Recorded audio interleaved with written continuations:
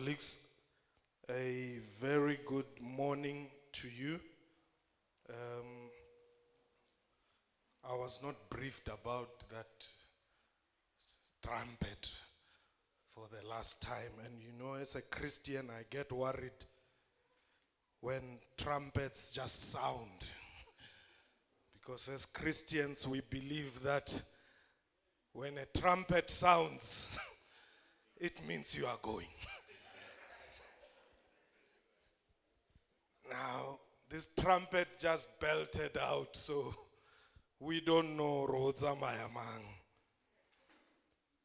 Comrades and friends, colleagues, I greet you all on this, the 1st of February, 2024. On this occasion of the 50th anniversary of the death of Onkgopotse Tiro. My name is Onkgoptse.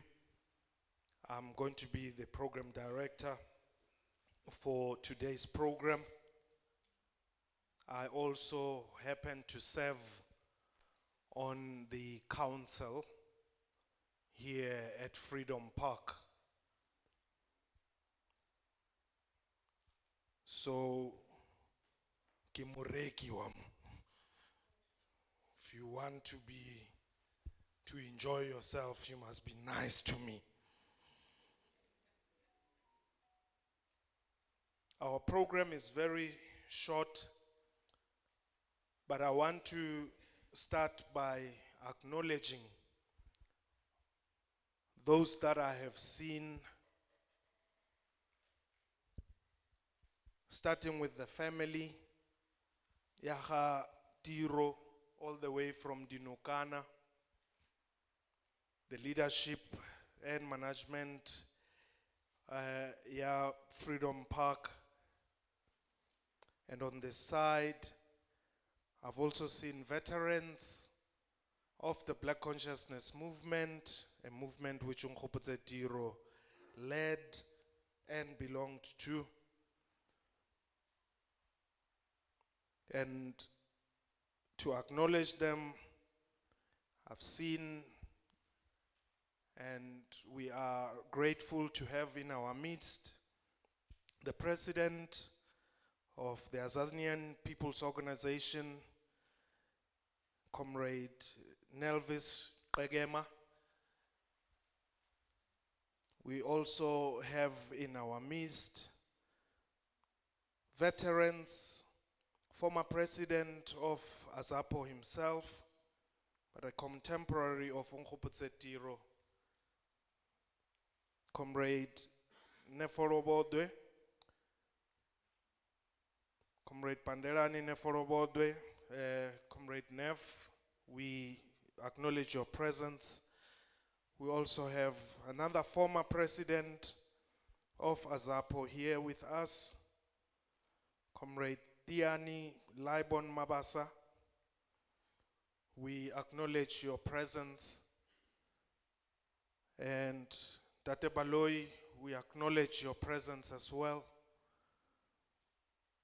And from the class, Tsabo Tiro back at Tefluop, I've seen Comrade Semi Tloubatla. The advantage with Comrade Semi is that even if he stands up, you may not see him. So I will not even ask that he should stand up. So colleagues, just know that there is Semi Tloubatla around. I've seen also the Deputy Secretary General of SASO, Comrade Mbulelo. Where is he? There he is. He's probably wearing a different hat. I can see from the top that he's wearing.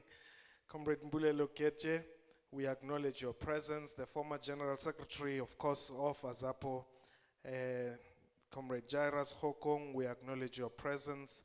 And we also have generals of the military veterans from the Azanian National Liberation Army military veterans, the three generals that are here, General George Bia, General Hlomani Mabasa, and another general, I can't see him, he's obscured.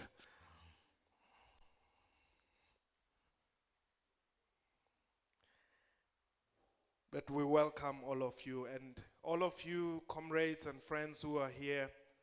If I have not mentioned your name, please do just alert me so that we acknowledge your presence. Comrades from the African National Congress and from the South African Communist Party, from Nehau, we have acknowledged you, we have seen you, and we appreciate your presence. I'm going to request a revolutionary song as we welcome Dr. Jane Mufamadi, who is the Chief Executive Officer of Freedom Park. Kulan matota, kulan.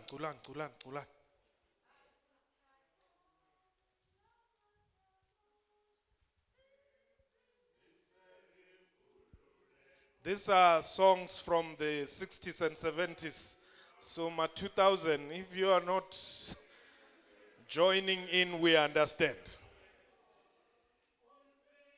Unzima lumthwalo ufuna sihlanga. Unzima lumthwalo ufuna sihlangane.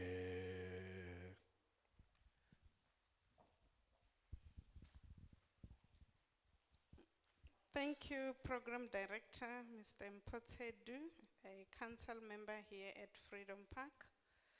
I would like to start by greeting Professor Hernengwe Kulu.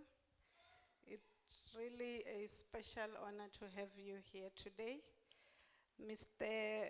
Onkgopotse Tiro and the whole Tiro family, you have really honored us as Freedom Park. You have come in large numbers.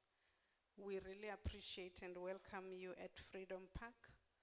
My chairperson, Ambassador Becky Langa, my deputy chairperson, Mrs. Mpora Mbia. I would also like to greet Justice Tami Makanya. I would like to acknowledge Mr. Mulife from the Northwest Department of Arts, Culture, Sports and Recreation. I would like to greet the chairperson of the Onkgopotse Tiro Foundation, Mr. Hlongwa.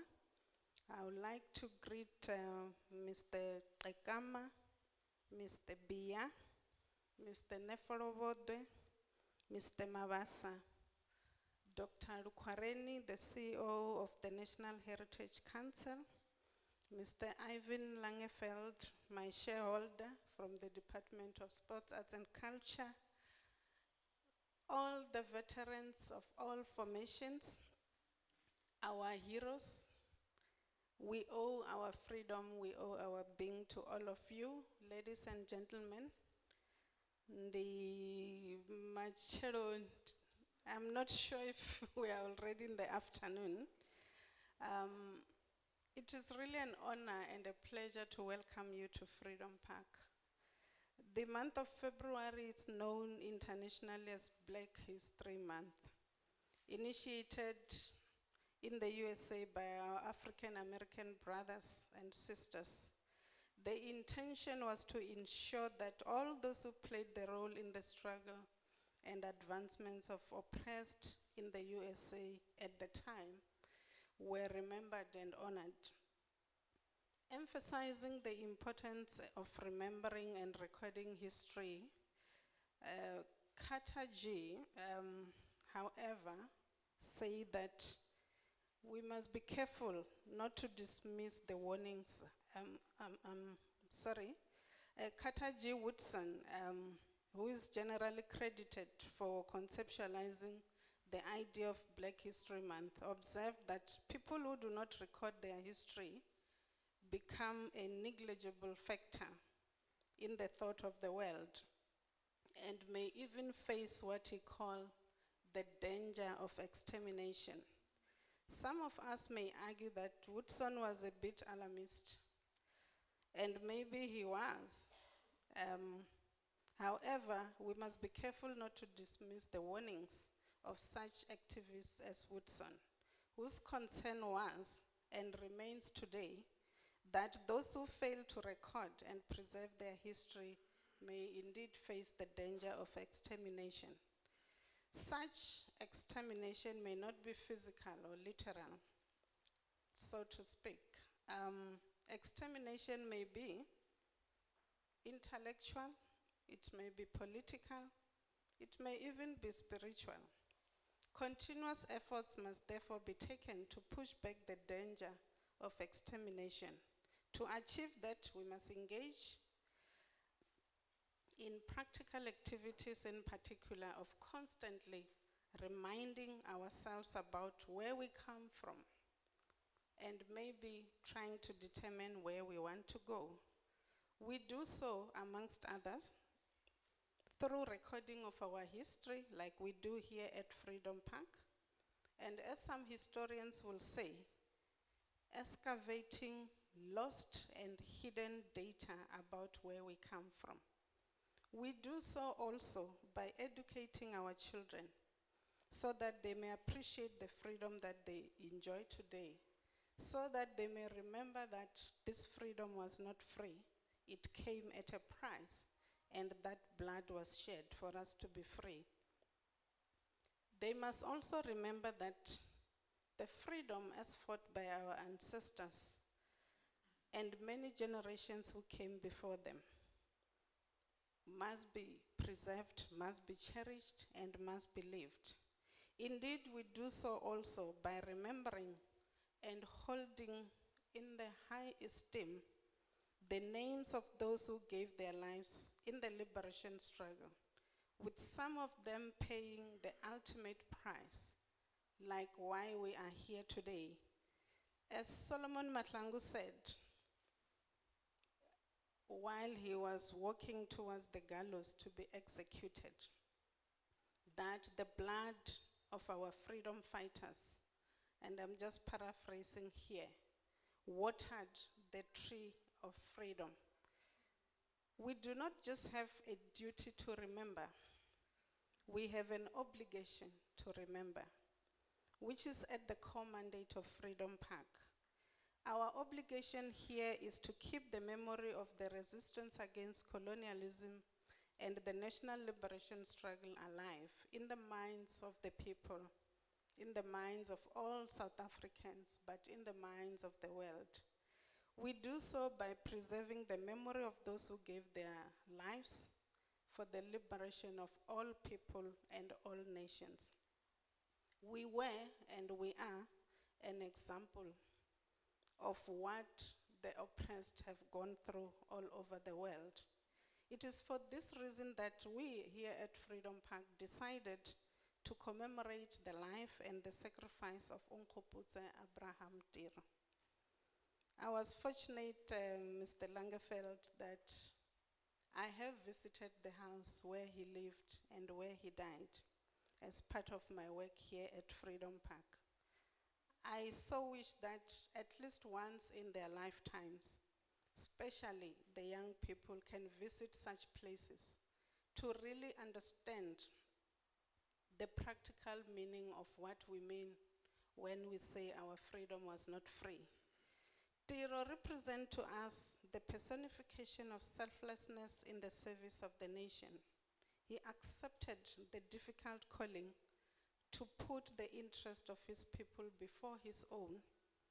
As we read his biography, The Parcel of Death, by his nephew, Gaborone Tiro, he could have chosen to be timid in front of oppression and simply focus on his studies. As you know, he was at TEFLOP. It was expected that he will go to varsity and graduate. He could have just done that and ignore everything else that was going on around him. But instead, he chose the path of the struggle. And for that, he paid the highest price.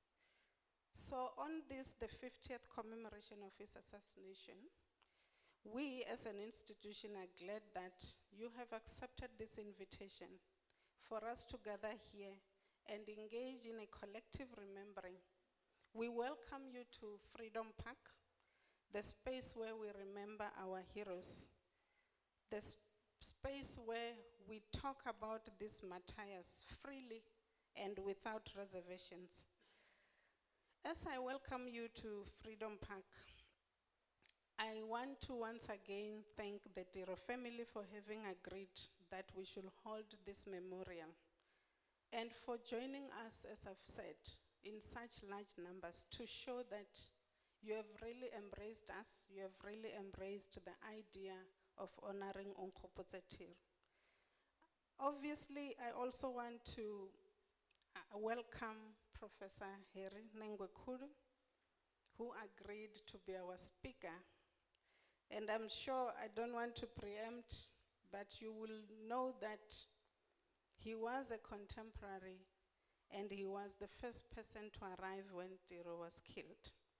I'm sure he will share a lot about that. So it's really surreal, so to say, to have you here because you will share with us first-hand account. You're not going to say Bari. You will say this is how you found the situation when you arrived. I also want to thank university contemporaries of Tiro and all the comrades who took time to come here, including those who learned from him, the 70s group, the June 16 Foundation, the Tsietse Mashinini Memorial Lecture Committee, the Onkgopotse Tiro Foundation, as I've already welcomed the chairperson, and all political formations who are here present. And as you can see, the people who are here are not just from his political parties, but veterans across the scope, those who brought us our freedom. We also want to welcome the principal and 2 teachers from Onkgopotse Tiro Comprehensive School from the Northwest, and officials, as I've indicated, from the Northwest Provincial Government, and all the people from Northwest who are here amongst us, and many senior government officials across various departments. We have seen you from Department of Military Veterans, Tourism, Traditional Affairs, and many other departments in our government. I've seen that you are here. And of course, it will not be possible to mention you individually and each formation by name. So even if I have not mentioned you, I've seen Dr. Majori Jobson also, you are here. We come a long way with Kulumani Support Group, and we appreciate that you also have joined us to be with us here today. As we wait to learn about this and to reflect on this 50th anniversary, we want to say President Mandela, when he said that we should honor with all the dignity they deserve those who endured pain, so we should experience the joy of freedom. This lecture should be a testimony to that. And I hope this is the beginning of a bigger lecture, sustainable, so that Tiro's memory is not lost in history, and many other veterans. He is just an embodiment and a symbol of many others like him, many others who are still alive, but sometimes whom we choose to forget to acknowledge and appreciate for the sacrifices that they have given us. I want to say to all of you, welcome to Freedom Park. We were just telling the family that here at Freedom Park, we have inscribed over 185,000 names of people who died across various conflicts that shaped what we call South Africa today. And as you walk through these walls, it's a journey of self-discovery. It's a journey of remembrance of who we are, where we come from. And hopefully, as you do that, reflect on where we must go as a country and how we must cherish and not lose the freedom that we enjoy today. I thank you.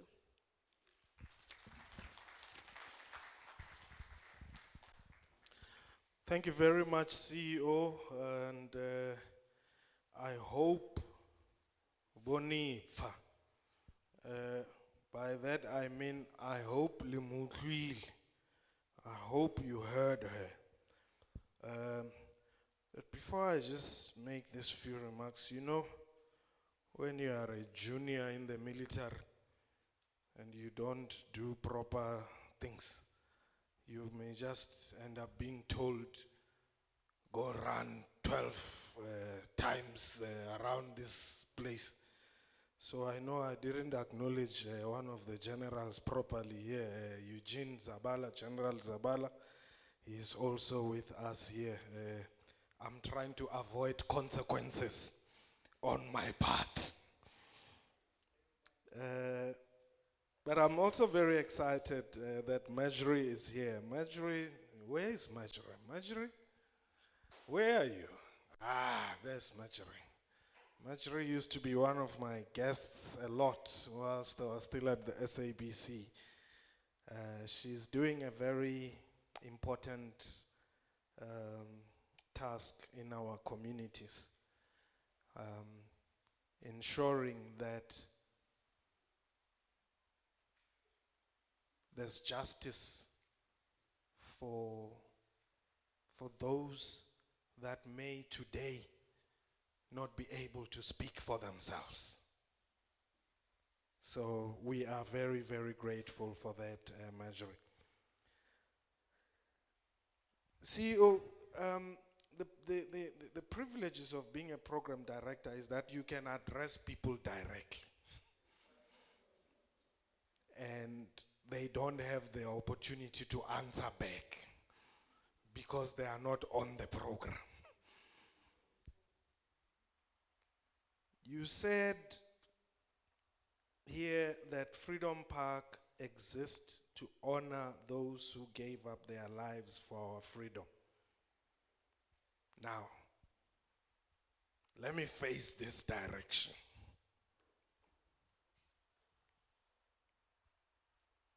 This institution called Freedom Park is here so that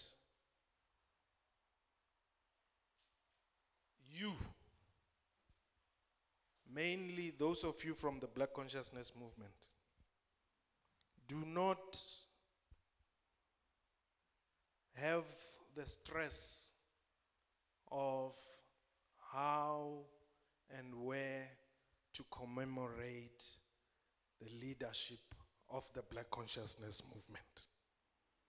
And I want to say this in your presence because CEO fields calls every other day, mainly from comrades, from the PAC, from the Black Consciousness Movement.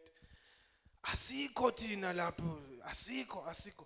We were walking around, there's 185,000 names on these walls. On the Black Consciousness section, which is the other side, there's 12 names. I am sure there are more than 12 heroes from the Black Consciousness Movement. Please rectify that. Where is Victor? Victor is there. He deals with the program of ensuring that heroes of our liberation struggle from the African National Congress, from the Pan-Africanist Congress, from the Black Consciousness Movement are acknowledged and commemorated here. So Stella, next time, you must come here and give us a program of how you want to remember and commemorate heroes from your organization. That is the reason why we exist as Freedom Park, to honor people who died for our liberation. There's a budget from government to do that. We know you don't have spatch, as you call it. We know you don't have spatch. Don't worry about spatch.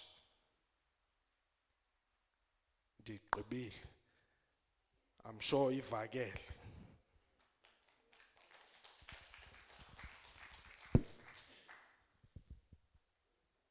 Onkgopotse Tiro, I was saying at our briefing there that we insisted as students at TEFLOP that the hall must remain the great Tiro Hall. Not just Onkgopotse Tiro Hall, but the great Tiro Hall. Because we believed that Onkgopotse Tiro was great. And we told the family that Tiro does not belong to the Nokana. Tiro does not belong only to Freedom Park. It does not belong to TEFLOP. It does not belong to Morris Isaacson. It does not belong to South Africa. It belongs to the world. Let's take the story of Tiro to the world. I want to call upon my chairperson, Dr. We were fighting about this many initials, but he justified it. BWJ Lang. He is the chairperson of our council, his comrade Beggy, to come and give us an overview and purpose of this event.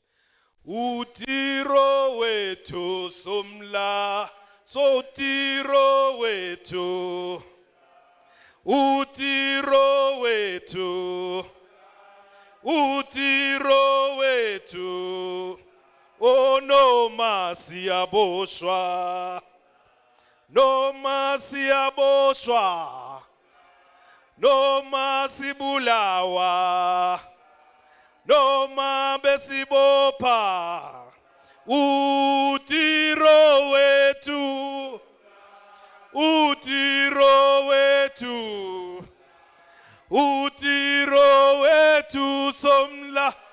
Utiro wetu. Titi no masia boshwa. No masibulawa. No mabesibopa. No mabesishaya.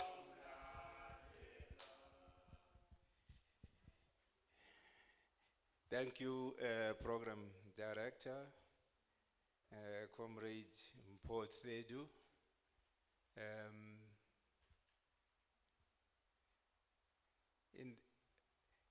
In the beginning, Program Director was complaining about trumpets, that he had trumpets and doesn't know where they come from. I just want to advise Comrade Mpo that next time he hears trumpets, he must say, if you want to have me, Jesus, it's all right. Don't resist.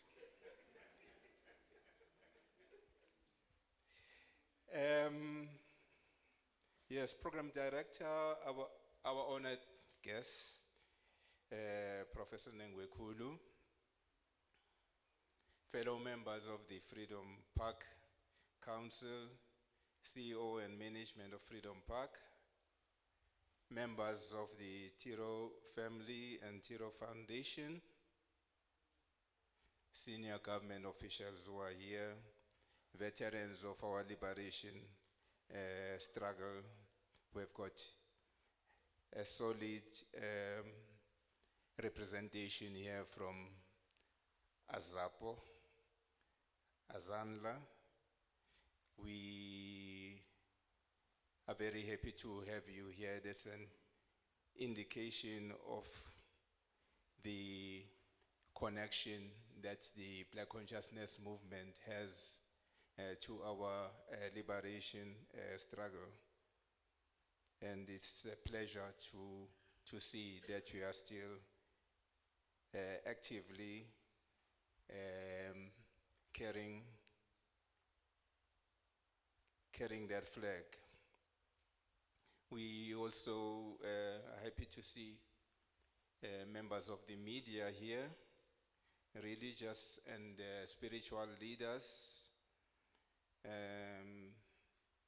comrades and friends, ladies and gentlemen. As the CEO has already indicated in her welcome, we as Freedom Park are honored to host you here today to celebrate the illustrious life of Onkgopotse Abram Tiro, a true son of the soil, whose life was given in the service of our country. Freedom Park was established in fulfillment of former President Nelson Mandela's vision of a people's shrine where we shall honor with all the dignity they deserve those who endured pain so we can experience the joy of freedom. It was also in response to a directive by the Truth and Reconciliation Commission to create a monument and memorial that celebrates those who sacrificed their lives for a free and democratic South Africa. It is our mandate as Freedom Park to foster reconciliation, social cohesion, and nation building. We do this through public lectures, dialogues, and exhibitions, always working in close partnership with various institutions.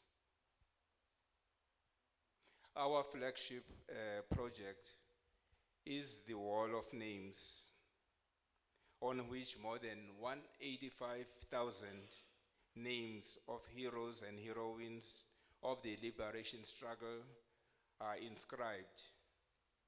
Onkgopotse Abram Tiro's name is also memorialized under the political assassinations category on this wall. Today we mark 50 years since his assassination by the white minority regime on the 1st of February 1974 when he was in exile in Botswana. His killers meant to silence his voice and destroy the ideas that he stood for.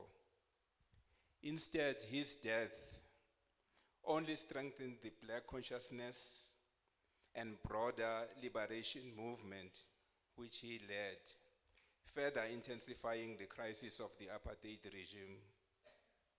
Onkgopotse Tiro's exemplary life continues to inspire the younger generation today and serves as a reminder that our freedom came at a price. His name is among the illustrious list of martyrs who laid their lives for our freedom, for our liberation. Today, more than ever, as we grapple with our pressing development challenges, the scourge of corruption,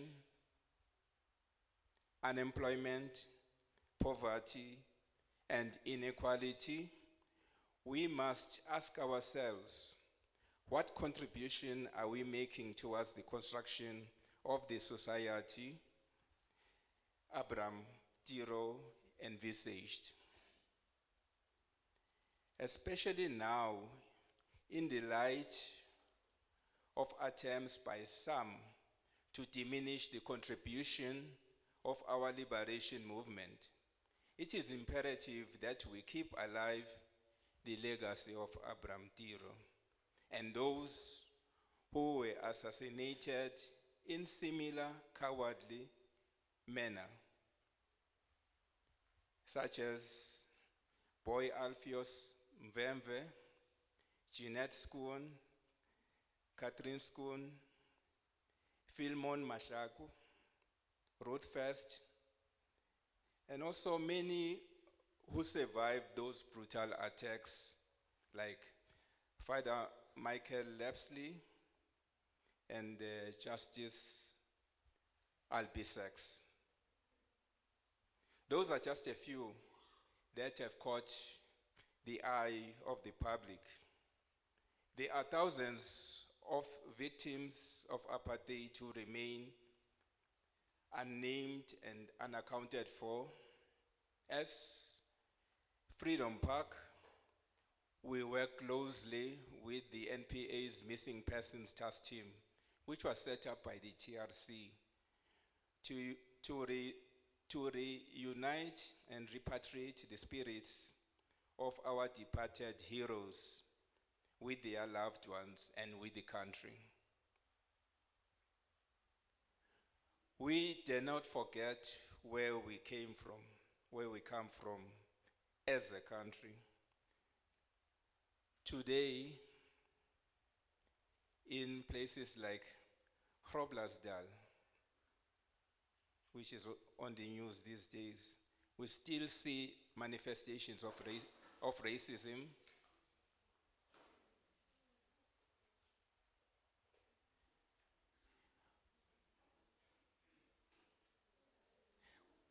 We still see manifestations of racism, reenactments of the horrors of apartheid. It is also in this light that we have been, as Freedom Park, vocal about the preservation of our liberation heritage, including proper handling of Madiba's personal items. These must be preserved for the benefit of the younger and future generation. It is fitting that today's Tiro Memorial Lecture is delivered by Professor Harry Nengwekulu, who worked closely with Onkgopotse Tiro.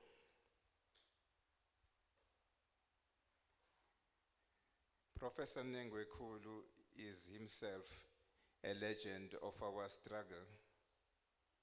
I remember, I think it was in 1973 in Durban, when he delivered a speech titled "The Violence of Whiteism."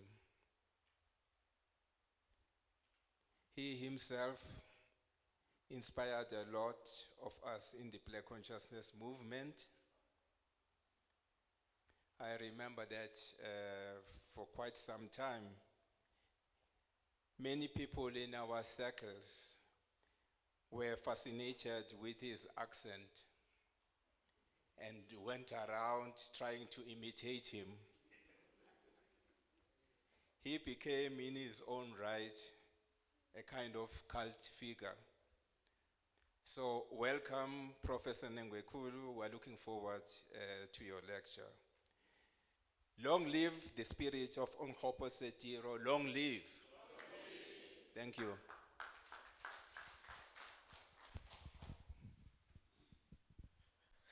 Thank you very much, Chairperson. And you've just touched on a subject about Madiba's memorabilia. And I think we must make this announcement here that if you have anything, Yaga Tiro, bring it to us. We won't auction it. It will be kept safe here. We want everything. Foundation, family. If there are things that, you think need safekeeping, please bring them here. We will not take them to some auction and even claim, or we have the keys to Madiba's cell. But we don't want to tell the world how we got it. So people just steal, even when they are supposed to keep things safely. How do you keep Madiba's cell's key when they actually used a master there? So this key thing must be investigated. Because people are making money out of Madiba's name. Some, you just need to come up with a story. The cressida which they used when they walked out of Victor Verster, apparently in Ali Mosotho Mungu Lesotho kwa Kiagola, when they told him, hey, these things of value under day in Kweletle. Kuluena ya kaina ki sansane ki sebedisa. Highway nele ya Mandela Kiagola bana ba tla ba na le yona kwa. Yena ke ya kae.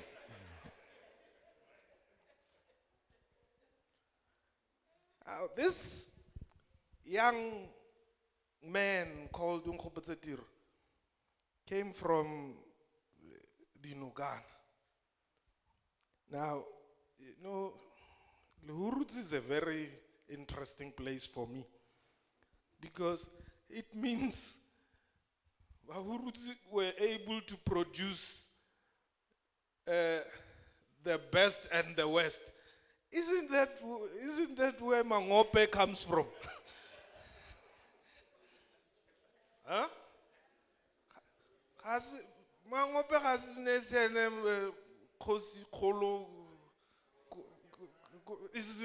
it's in that area, right? Hey, yeah, no. You owe us an explanation. How can you produce a Tiro and still be able to produce a Mangope from the same place?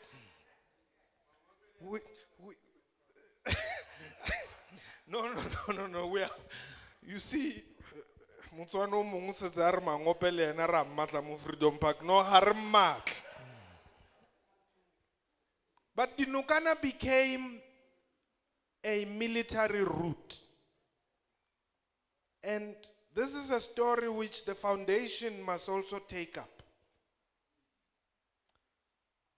Don't just be proud to really statues as Zuma, the capture of Zuma in that area. It was a military route where if you can investigate what transpired in that region,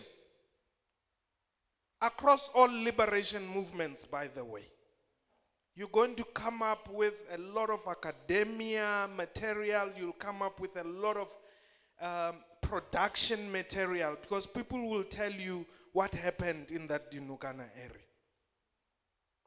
Some pretended to be Baruti there. Hey, one day you must ask me, I'll tell you some stories, I know a bit. I want to invite our guest speaker, and I hope he still has his accent.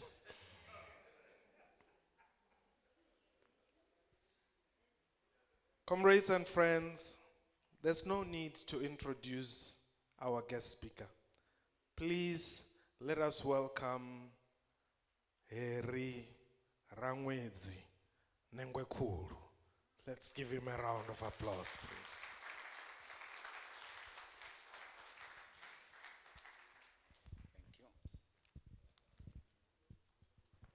Thank you, Program Manager. Thank you, the people who actually gathered here.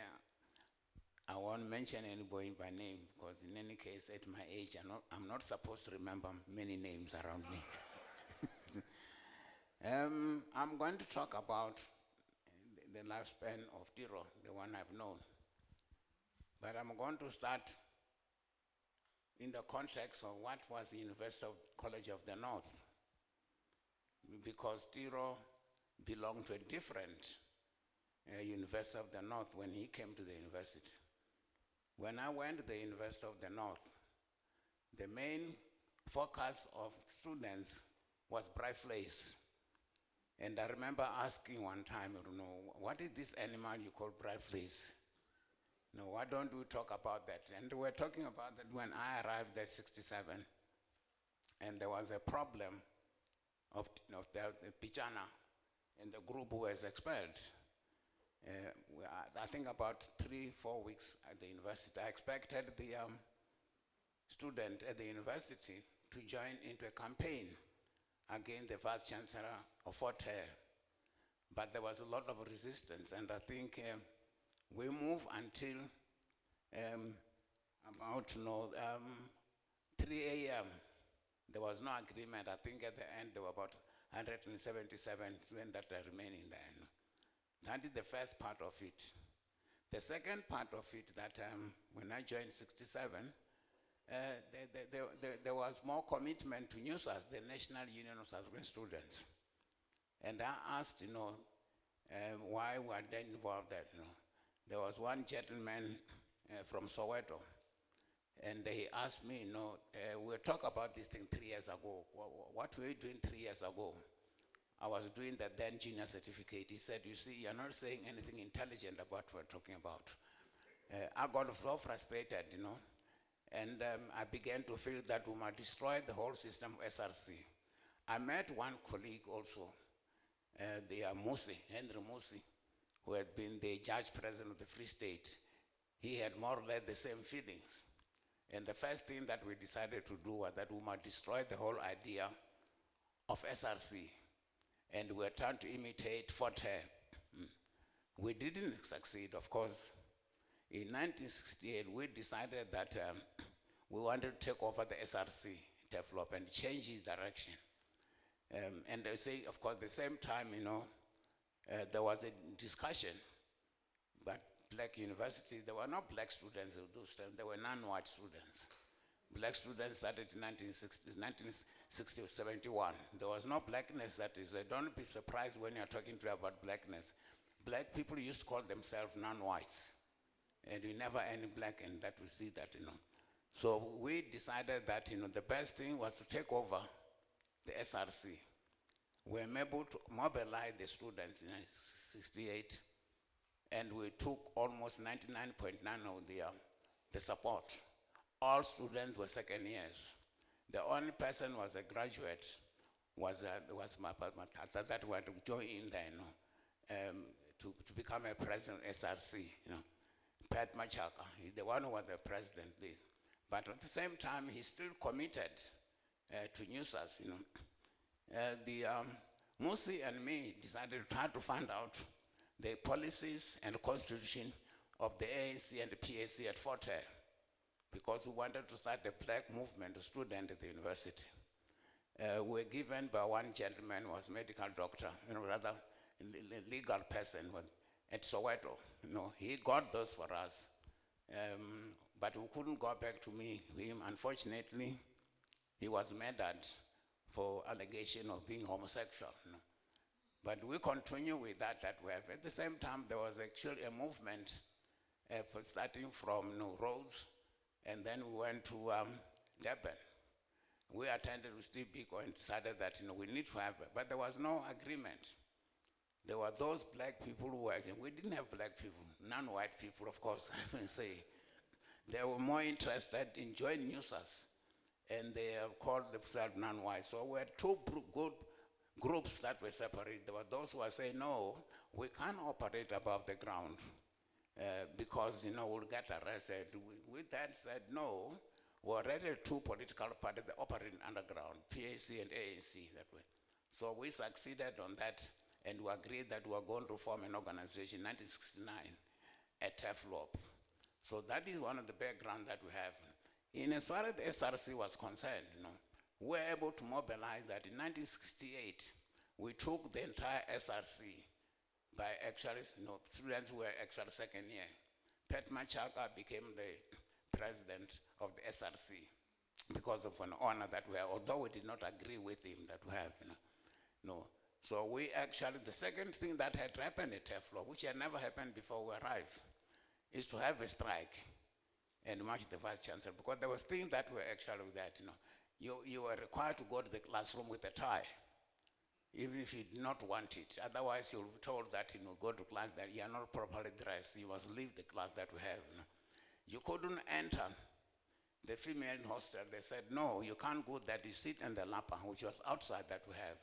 If you go in there, you'll get expelled. So those are some of the background that, would understand when we go talk about Tiro, the context within which we have. We're able to win the elections I was the secretary of the party, and Pat Machaka became the president. Even though he did not agree with that, we organized the first march at the university, very short, which was taken during breakfast at 10 o'clock.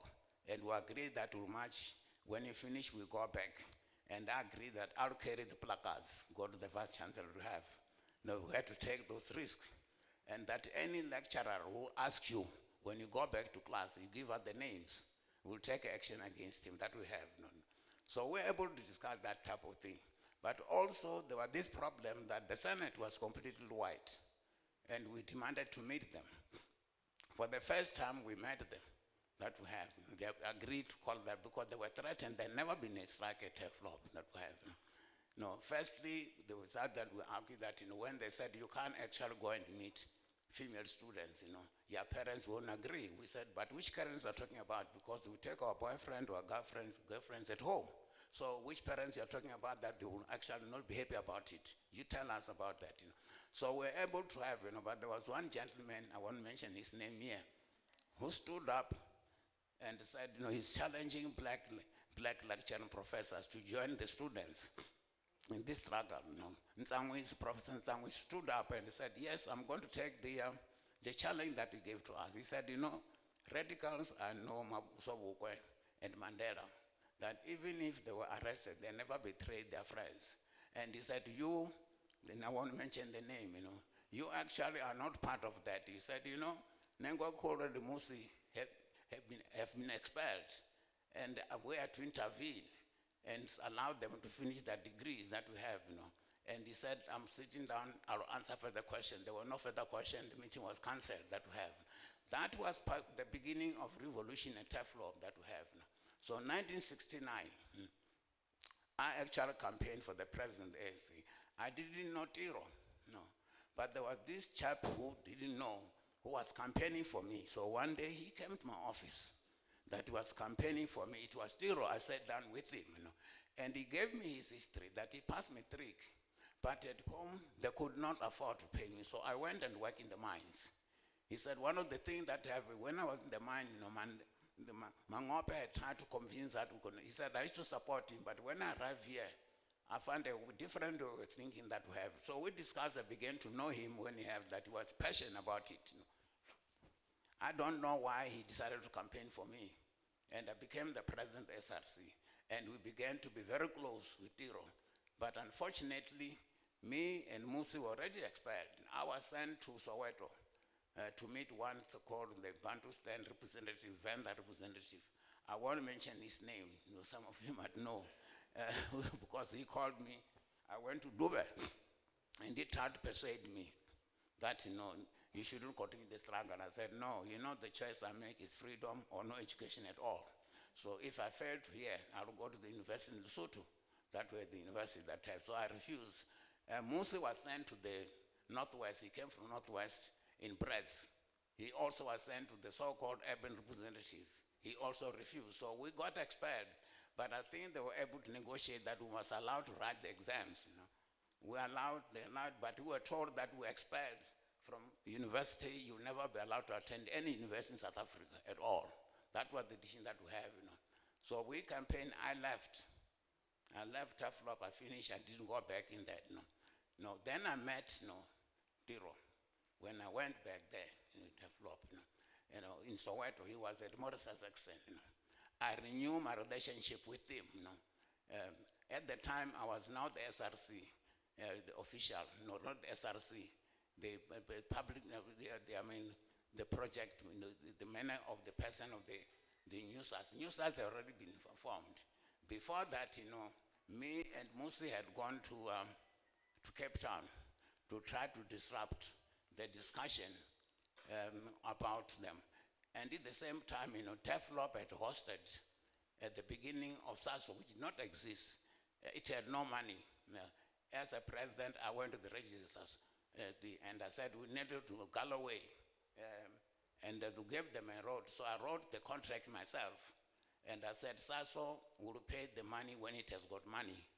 And he said, what type of contract is that? We said, no, but this is our money as a student. We can decide to have that type of thing that we have. So we ultimately were able to get the money that we have, you know.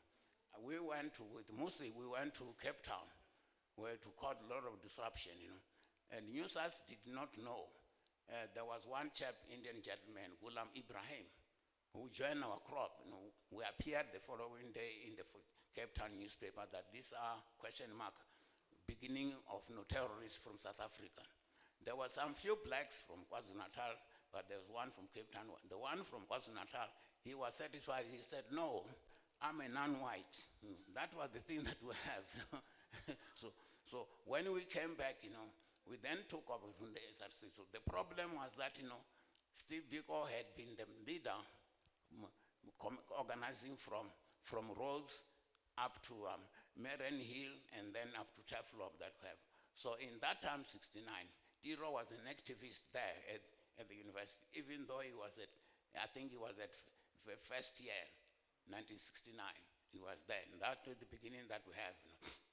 So when we actually SASO ultimately formed, but we had no money. I think the budget was 70 rand. That was enough to pay our PA that, you know. Now, we had developed a policy that we have.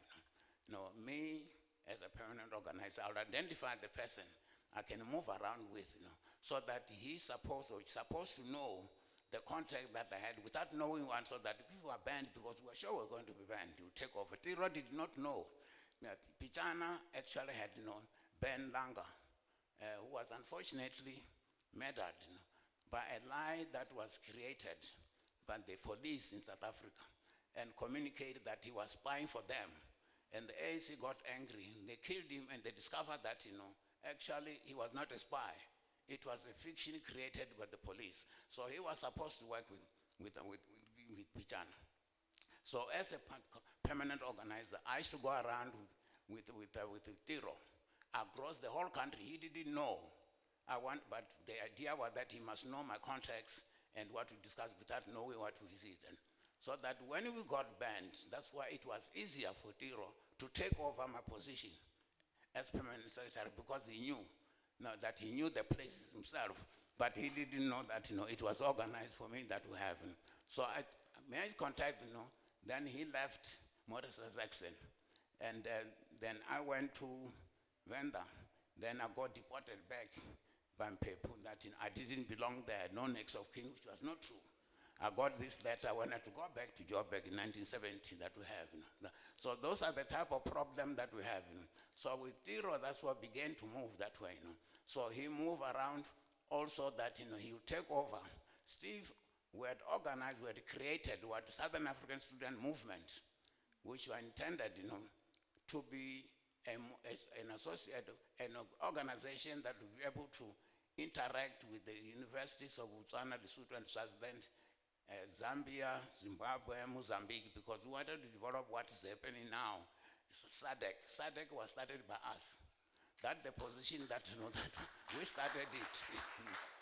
We started it. You know. That's why when Tiro went to exile, part of the reason was he took over from Steve because we had got banned.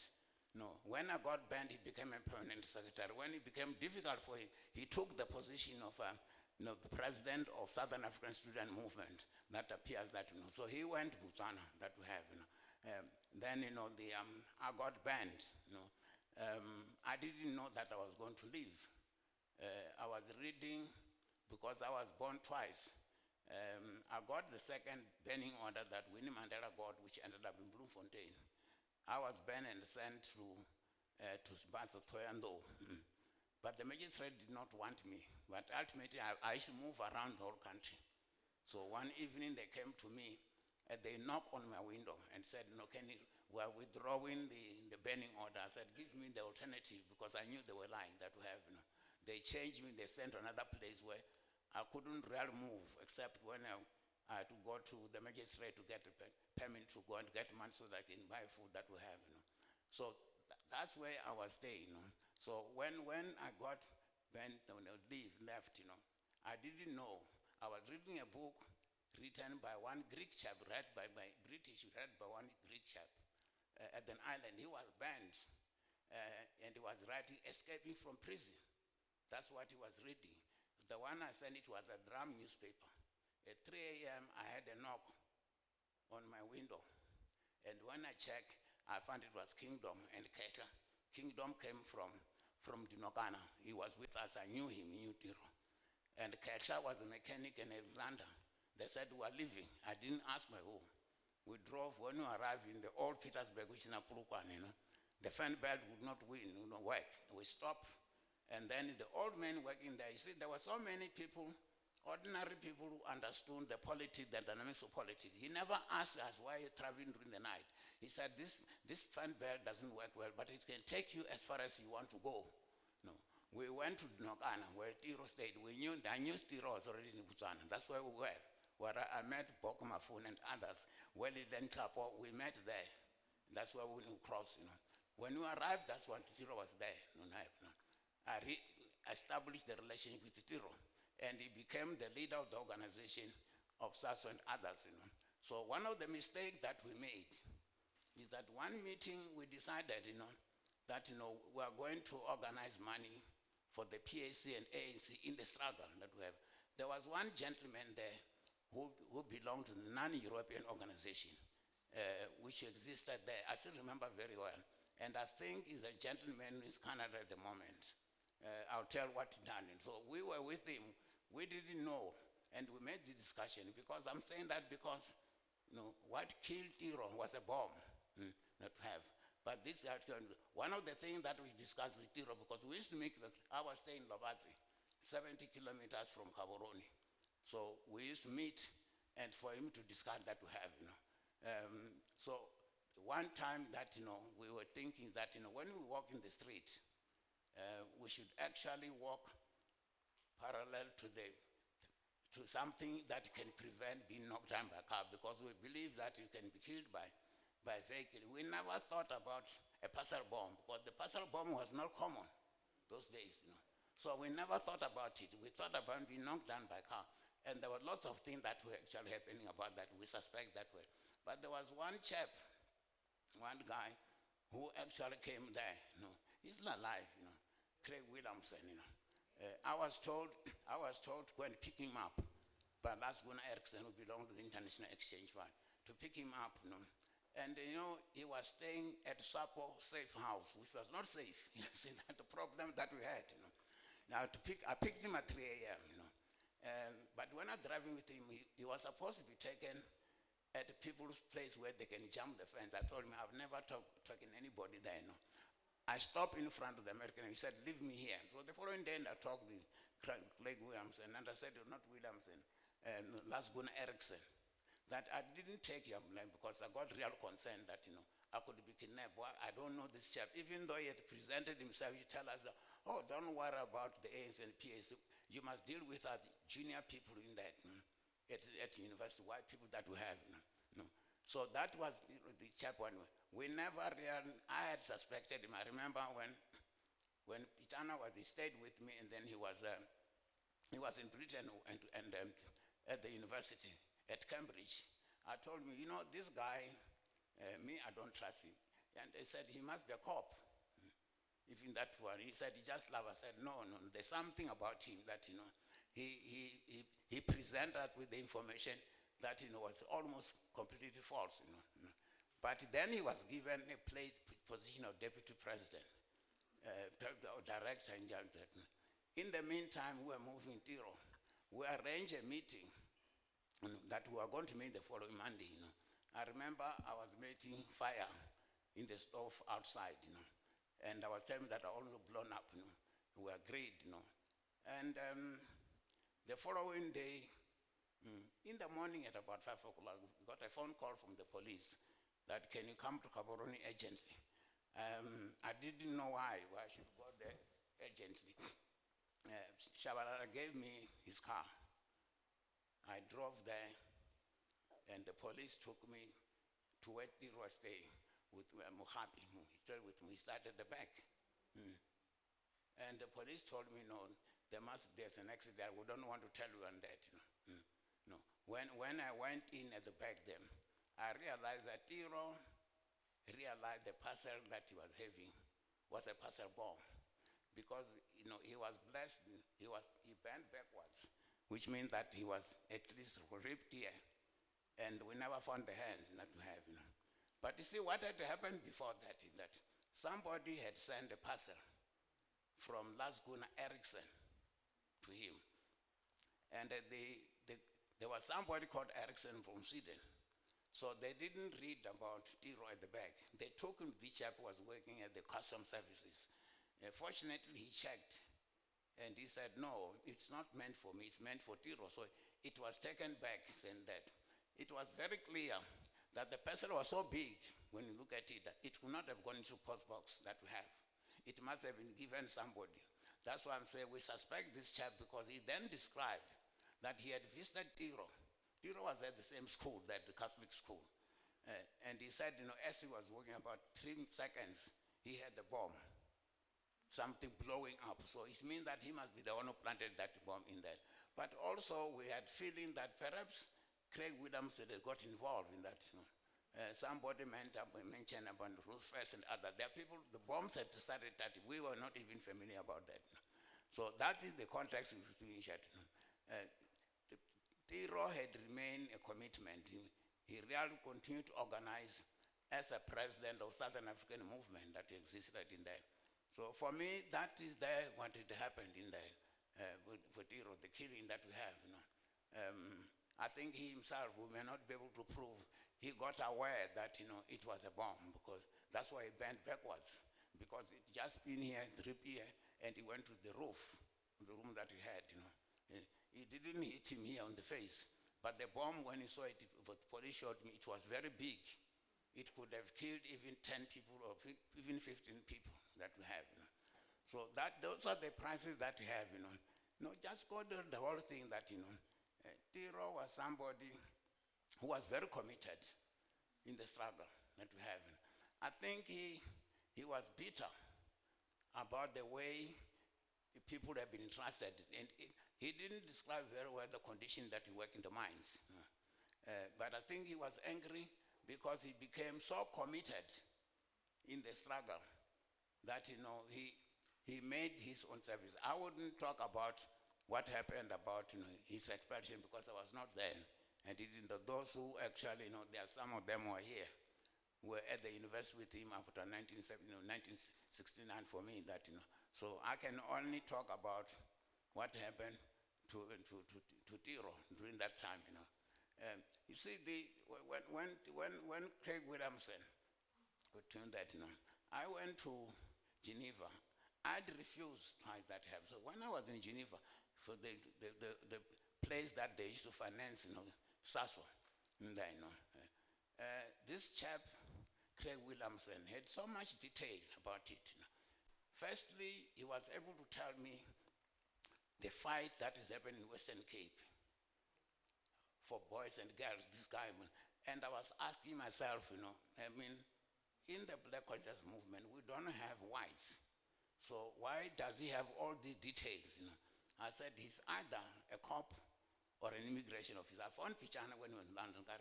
This guy is a cop because he has so much detail of what's happening in the Western Cape. Pichana felt, you are being over suspicious. No, I think that was happening about him. So I left. I didn't ask him, but I got worried about the knowledge that I have.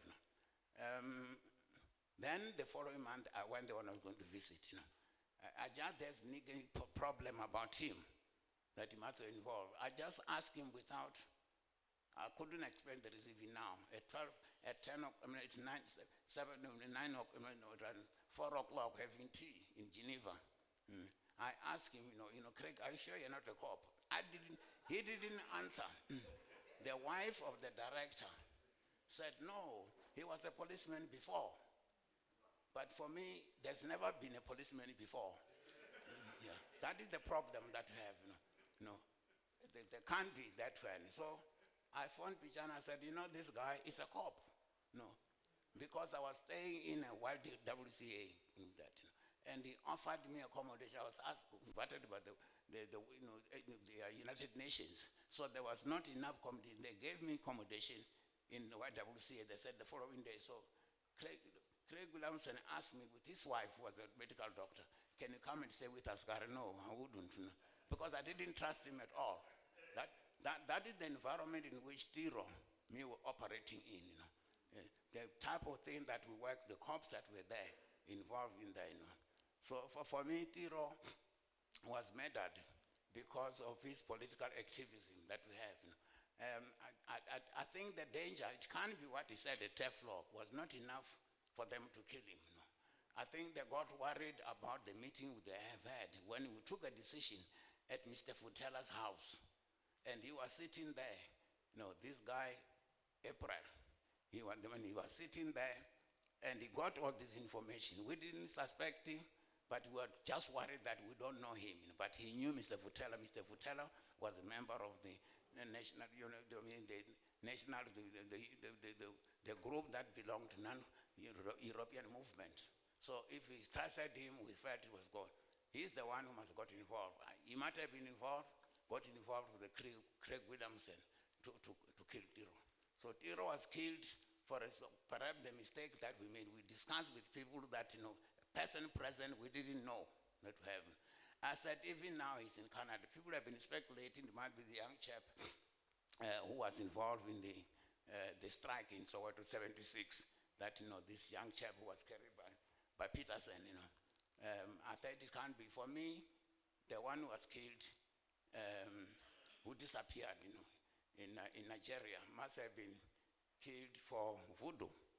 I don't think he was out of the country. He disappeared there because he was affected, because the Nigerian High Commissioner, they approached us and we agreed that about 300 students should go to Nigeria. A number of South Africans came back within, 2 months. A problem was the problem of condition that within which they tell you that, if they cook the fish, you might think come from the water, it can jump in from your plate. They can't cook the thing that way. So a number of them came back and have that. So that was in. So for me, the problem is that, this guy who's in Canada was involved, April that we have. So for me, that is what, Tiro was got involved in the struggle, and, he was murdered for what decision that we took to help the ANC and PAC by raising money within that. It could not have been something that happened in the school that we have. I think it's also his commitment. He died away without even, he only knew later on at the point that, it's because we had a decision as the ANC. When it comes to the Black Watchers, he was already there first year. But there was a problem of not using blackness. There were others who still wanted. If you look at our first constitution, we still wanted to be non-whites that we have. But we also had a problem of what we do with Indians and colors and Africans. Which one, who is the black that we have? Steve designed, a system, a pyramid type of system. At the top, the whites. Second one, colors who can move up a bit. Then you have Indian. At the base, it was Africans. So, but that was not satisfactory. We did it convenience. The first time that, the word blackness that today many of you use for granted, it did not exist. People were happy that we were non-whites. And I remember asking somebody, have we called a donkey a non-horse? A donkey is a donkey, it's not a non-horse. So that is the problem. So it's only 1970, 72, 71, that we Steve designed the issue of blackness. But if you look at definition of blackness, it had nothing to do with the color. We define it in terms of common history, common economic system, common discrimination. That's what we use. In our culture, there was never in, because we couldn't use blackness as a color, because it would have avoided the other people that we have. So for me, that's some of the things that I wanted to put just slightly about, So Tiro was a central player. He took over from me when I got banned. He only knew when he was taking over Karino. He wanted to know why you were Karino. We had known that we were not going to survive for a long time. For 5 years, we knew we would be banned. So we had agreed that since SASO, we had 2 levels, 6 levels. Steve used to conduct fake election workshops. And we decided, that is the top level, the second level. So we ended up choosing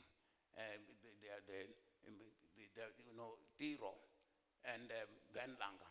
Ben Langa would work with Pichana, and I'll work with Tiro for Magbrace. So for almost all the time I've known him, after 1969, was to travel with him around Pretoria, Northwest, everywhere. And I was doing my job, and he was accompanying me. I wanted him to see who are the contacts, the people that we have, what is that we communicate, without telling him that you are going to take over in the. I thought perhaps I should end up, because the rest of the thing that, they don't require any detail, because most of you are familiar. Thank you.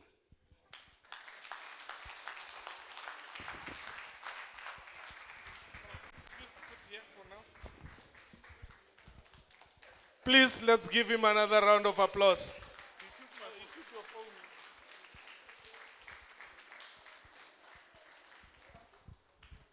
Prof, please, come sit on my chair now. Yes.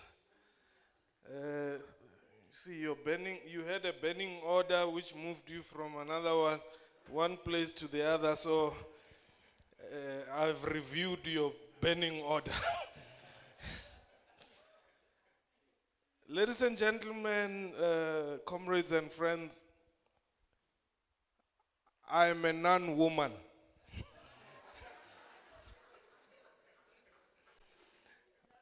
I am not a man. I am a non-woman. We are very privileged as younger people that we still have people like Datenengwe Kuru with us. People who, as CEO said, will not say, I heard them say this and that.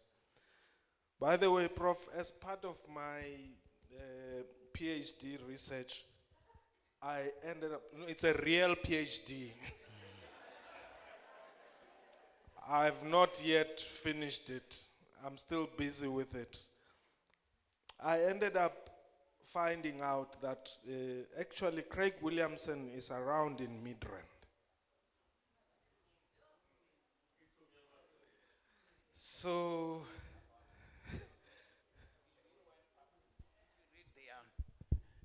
The 1982, 83, he wrote a front page that, I bribed, Tutu into politics, which is partly correct.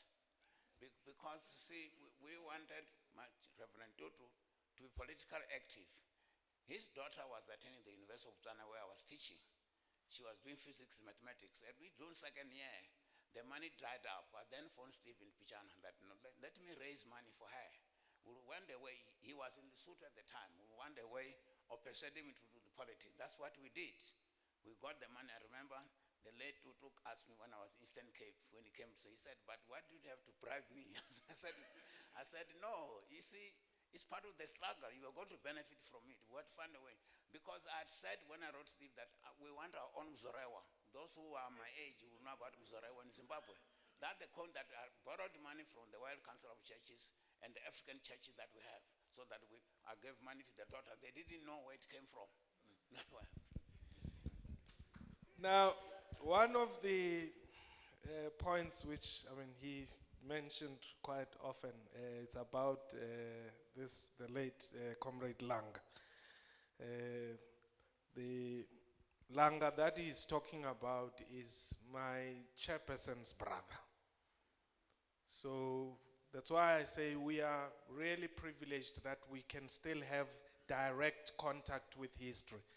Ladies and gentlemen, I want to take the privilege, as I had said, of running the program to give you some minutes. If you have questions or a comment which you want Prof to react to respond to, please indicate. Okay, I see. Oh, Jackie, I didn't see you. Yeah, okay, you go first. Dumela. Ntate Prof, some few years ago, we had you at the UNISA School of Law, where you were giving a lecture as well like this. And one of the things that you mentioned was how the language barrier between yourselves and Onkgopotse Tiro really was an issue at that time, but you were able to communicate to understand each other. And I was sitting here and excitedly and anxiously waiting for you to mention that, Hore, how would you understand wela uli Muvenda and ena ile Motswana, how you understood each other? Prof? I've never had a problem with language. I can understand Zulu because I spent time, about 5 years, in Zululand. There was no KwaZulu-Natal at the time, you know. I have no problem with Tswana. You see, the advantage that you speak Venda, you have that Venda is a collection of different languages. You know, I live in Eastern Cape. I don't need to speak Xhosa because in Xhosa they said Wanje, in Venda is Wanje. It means sea. Makazi is in Venda. So these are, Venda is a collection because actually there's no language called Venda. Venda is a Portuguese word, which means you know, yeah, no, they are selling, trading, you know. So the vendor that comes from there, because vendors have been traders, you know. That a group of vendors, there's a group of vendors that went west until Mali, and you go to DRC, Congo. There's one that come out. If you go to Uganda, there are many names that are identical to the name you have, that we have. So the called vendor is a combination of Karanga and the one is Masolda that have. So you don't have that type. It's something that inherit. I check in a vendor community. They are traders. They actually depend on growing maize and so on. So that's what it means. You know. So they used to trade with the Portuguese. The Portuguese vendor, it came from me. I traced it from Latin, vendo. In Latin, English is vendor. You speak about it, so it translates vendor because vendor itself has got no meaning. You can't tell what it is. There's nothing that is called vendor. It's an imitation of the language that is there because he never spoke that, you know.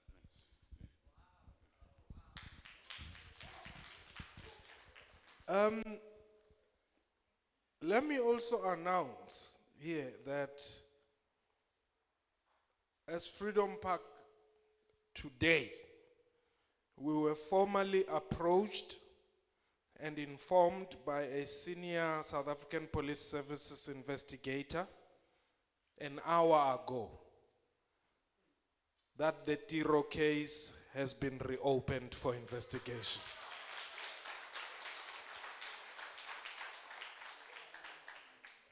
So he actually came in looking for Satani. Satani is not here. Satani is one of our council member, Professor Seth Cooper. He was looking for him to assist. So we would want to urge you, those of you who really have information and knowledge about Tiro, to avail yourself when approached to do so. Comments and questions, colleagues. Yeah, I used to be a presenter on TV, so I'm used to this thing of just, budging. Thank you very much, Comrade Mpo. Well, I didn't raise my hand, but it's okay. And I just want to say that first to acknowledge, before I ask this question, that you were young people, teenagers in your early 20s, and you come after people, people have been killed, massacres and a lot of things, organizations banned, and then we were told that there was a political law, and from nowhere, as young people, you come up, and then you just defeat that slumber, you just defeat that fear. And I think you deserve an applause for being able to reignite the struggle during your time as young people. But I want to ask the question, then Tiro Tiro says there is no struggle without casualties. And then he goes that way. The way he said that there's no struggle without casualty, and he becomes a casualty of the struggle himself. But then, how do you feel today? That you worked so much to remove the non-white label, and then you introduce and tighten black unity. And today you find that there's 100% this, 100% that, there's Phoenix, and other people are working for that, and then other people are working for Kayelicha. Other people recognize that now I'm an Indian now, I'm brown, I'm brain, and then I'm the first a citizen in this country. The land belongs to me, not you. And how do you feel about that reversal? Thank you. Thank you. I think the problem of the struggle, you see, I got expelled from school when actually I only discover now. I got my brothers older than me by 5 years, so I used to read from him. I knew when John Farubia came, 1652, I must have been about 10 years, so I used to reside. I knew about Makanda, the Eastern Cape, all of it, the politics, so I had that advantage. When I went to university, I used to like music. And in the Meadowlands, there was Speedy Center and Zone 8. I like typewriting. I don't know even now. It used to appear in the evening every time, you know. Even when I left, I went to high school, you know. The 5 things that I wanted to buy bought for me, typewriter. That's what I wanted. I don't know why I got addicted. So the problem is that it's also in the environment, you know, that you have, you know. So when I went, I got expelled into school because I got promoted by one teacher from grade 3 to standard 6. The principal did not want that, you know. He didn't want, so the inspectors came. There was one African vendor and the Afrikaner guy. They went to the principal, they found that, you know, I was doing grade 3, but they went to the class, I was doing the old standard 6. So I remember this guy asked me to recite the Oseva. You may not remember it unless you're my generation that we have. And also the slave's dream. I was asked those questions. I explained that, you see, the Oseva deals with the movement of the Boers from 1932 to 1832 from Eastern Cape to here. The slave's dream, I had read when I was young. It talked about the black slaves in America and Asia. And I remember this Afrikaner guy said, no, actually he should be doing Form 1, not grade 3. But when he left, the principal expelled me in August. So I sat at home August, September, October. One teacher, drove to my place in a bicycle. My parents they just came and picked me. I've been away from school for three months, and I went to write, so I was able to not to. So sometimes the circumstances in which you live that we have, so in our generation, you look at Steve. Steve was expelled from school until they had to send him to Catholic school there. He was expelled in East London. Pichana was expelled. You see, with Steve, we had not met before. I organized a strike at Teflop to support Pichana when they were expelled at Fort Hare. I had not met him. No, I had not met Steve Biko. But we actually, when we went to talk about the formation of organization, the one person I worked closely with was Musi when we were young. We were actually opposed to having joining to NUSAS that we have. But it was the main thing that we have. So sometimes the circumstances in which, in my family, there are politics, but not the way my brother, my elder brother, well, he was a political, but he didn't have the exposure that we have. So sometimes the exposure that we have, I can remember people were in SASO, Shezi, the one who was who was actually pushed the train. When I went to see him, he was in bed. And he said, no, the struggle continues. If I can't come back and leave this place, I die. You must use my body as an organizing team that we have. That is the type of people that we have. People never read about that. I think it's the generation that we have. We wanted freedom. Fight for it. I said, I'll never forget Seri that we have, because he just said in bed, he said, no, use my body, my family cannot. I think up until recently, people who were in the Black Conscious movement, we never had black awareness. It's because that, you know, you wanted to be aware you're black. Steve designed that, you know. We did that in 1960 to 61, 71. There was no concept of blackness going South Africa at all. You see, when you talk about it today, you think it has been flying around. No. People who were white, they wanted to, you see, we had Indians to be classified colors, colored to be class white. You had black, less complexion. They wanted to, you know, change into become. I went to school with one chap at primary school. When I went to the Park Station, there was a restaurant there. So when I went, he called me, said, "Don't speak Shivenda to me. No, I'm now registering as colored." You see, that's the type, you know, me, I couldn't qualify to apply to be colored because I was not colored. You see, so for me, it did not make any sense. You know. That is the type of problem that we have. You know. We have people that, you know, when we started, there was a big problem that we have. You know. The problem that we have that, you know, when you arrive home, I remember I went to Indonesia, you know, one colleague of mine from Johannesburg College of Education, the Indian college, you know. I went there. When I entered, the first thing is that we don't have job for kefas. You see, the son had not arrived. You know. I won't mention his name. You know, I talked to him after I was got. You know, you have got a lot of work to do about that. So you have this type of problem that way, the problem. But you know, you have got a generation, perhaps the generation myself and the one who are actually, you know, I hear people laughing in here. People did not bother about death. They bothered about freedom. That's what we have. You know. I think that's what it felt that we have. Thanks. Okay, I have 1, 2, 3. Okay, you will respond. Okay, I'll get him to clarify that. Thank you. Mine is just a comment.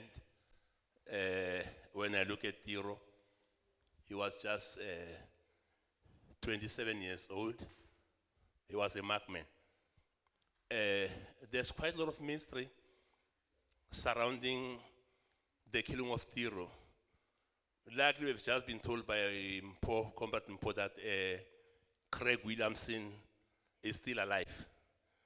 Maybe we followed Tiro to exile, we became soldiers, we understood many things. I strongly believe the type of bomb which killed Tiro couldn't have been transported from anywhere else, because in terms of principle of transporting explosive, you cannot transport a charger that has got a detonator. Probably they've sent a field engineer in Botswana. He's staying next to Tiro's place, next to Hale, and you concocted that bomb. You cannot transport a bomb of that magnitude through a post office. When we get that man, Craig Williamson, he can explain better. I wish I must be there. Thank you.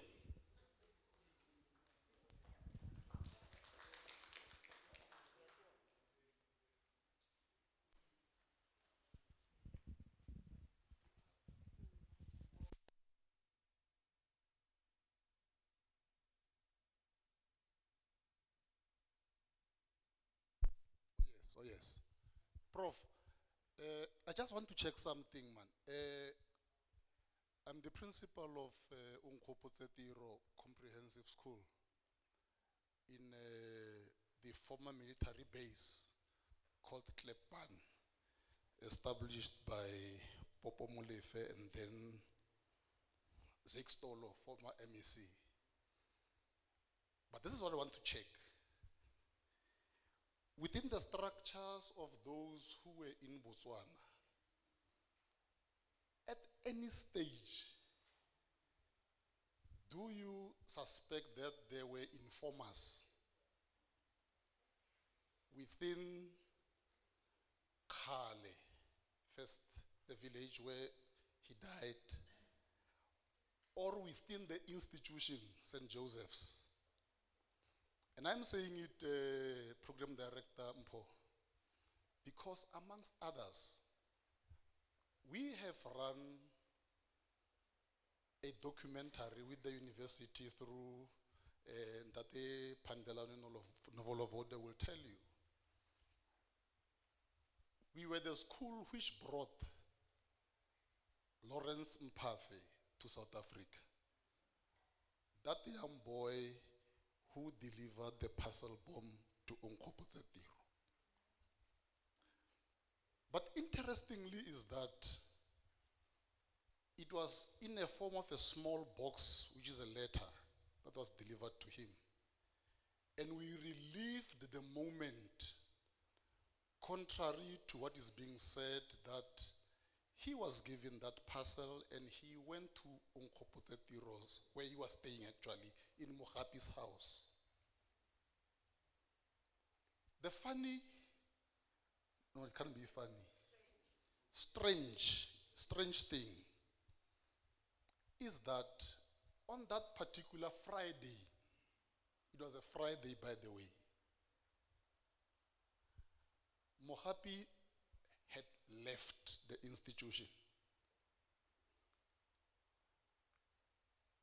After the explosion, everybody took it as, because there's a quarry around, and there have always been explosions there, people just ignored, including these two teachers who were Tiro's neighbor, whose radio was still playing, as at the time, most probably when you arrived there. And it's business as usual. But the house, the roof, actually, of that small kitchen is blown up. And I had a it can be pleasure.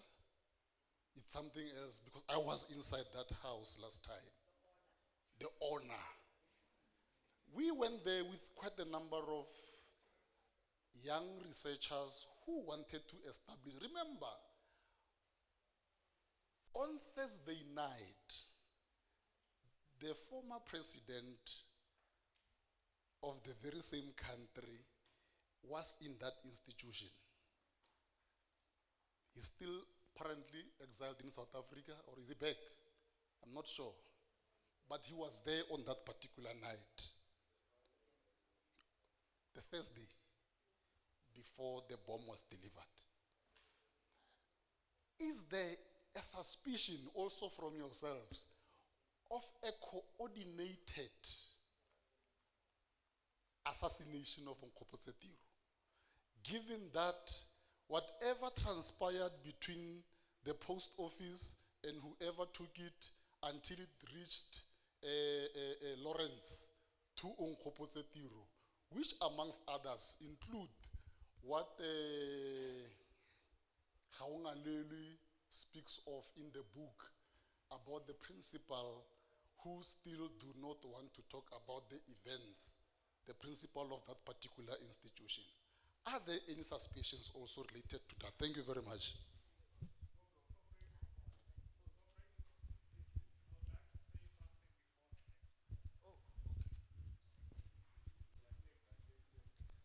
Dumelang Botswana.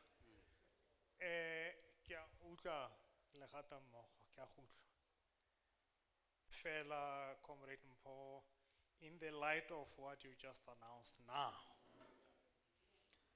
I don't think that this matter should be discussed further than that. Because, well, I'm knowledgeable, quite knowledgeable about the case. And already, there are things that I can link to what he says.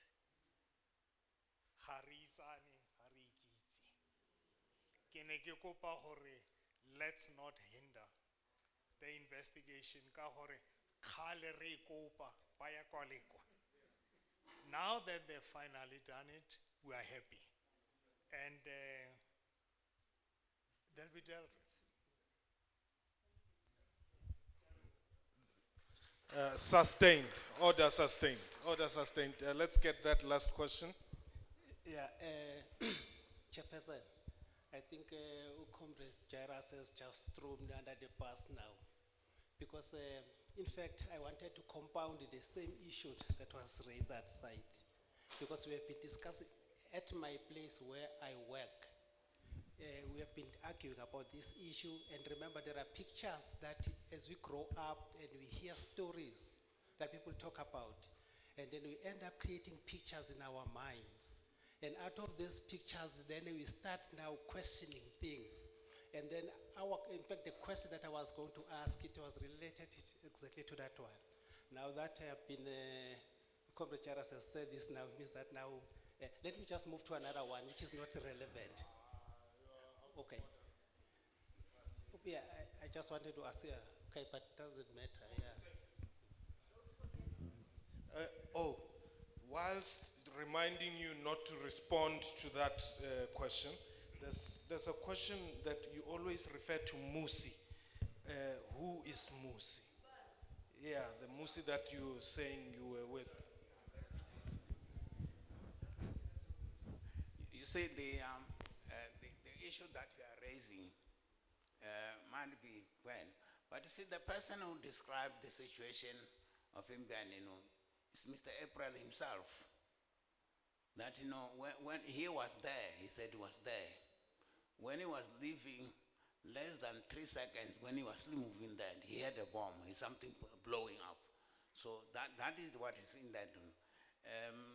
You see, sometimes issues are raised by people trying to put some cover over that. But he's himself, you can check the book written by Tiro's cousin that we have, it appears there. I was interviewed also, so he's the one who said that, he actually was there, But we were not there. I was actually phoned by the police at about 5 a.m. When I went there. I stayed about 70 kilometers in Lobatse to Gaborone, So I only went there. I saw what was left behind. Issues of the pot that was blown up, and the roof, and the hands that he died like this, which means that he was aware there was a bomb, something hidden. And also, more importantly, the bomb was delivered first to Mr. Erickson, who worked at the customs service at the railway station in Gaborone that we have. So there are many issues that will happen, But for me, the suspicion will always fall on South Africans, police that we have. And that they were there, You see, there's somebody who actually got involved when people were killed. Mainly the ANC were killed that, One of them was the authority from in South Africa. They killed a child who was 6 years old. This chap came back, he was deported by Botswana back to South Africa. And he was working in the Foreign Office.